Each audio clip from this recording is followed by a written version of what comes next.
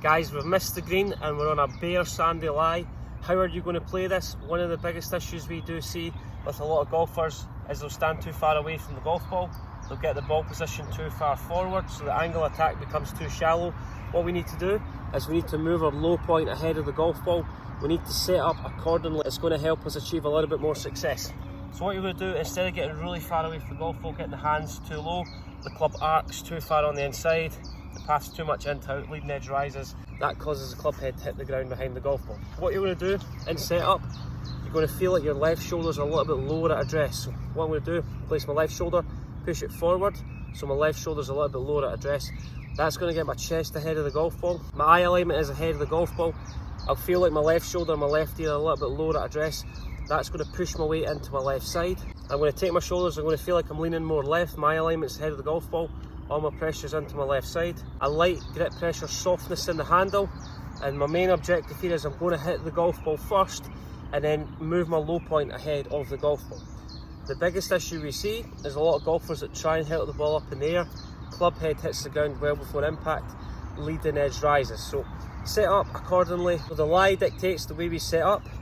We're going to feel left knee, left foot flared. I'm going to allow my left shoulder to feel lower, so my chest is ahead of the golf ball. So I'm taking my shoulders and I'm tilting my left shoulder lower to the ground. My right shoulder will feel higher. My alignment will feel ahead of the golf ball. Nice soft grip pressure. Don't panic from here. All you're working on is you're thinking about a nice gentle release. Allow the chest to rotate towards the target. So allow the chest to gently rotate towards the target. We're going to lean left. We're going to open up the left foot and left knee. We're going to feel like we're leaning left, so left shoulder a little bit lower, eye alignment ahead of the golf ball. I'll feel like my chest is directly ahead of the golf ball. That's going to move my low point ahead of the golf ball. We're going to get closer to the golf ball, so I feel like my hands are slightly higher. That's going to allow the heel to feel slightly raised off the ground. And a light grip pressure, but softness in the handle. There's no panic. The main objective here is I'm trying to land the ball over the bunker.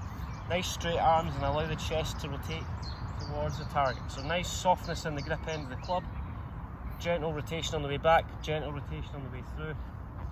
Keep the softness in the grip end of the club.